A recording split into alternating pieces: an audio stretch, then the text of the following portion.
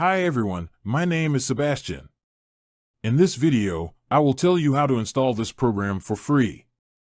First, you need to download the installer from the link in the description. And then follow the instructions, which you can also find in the description.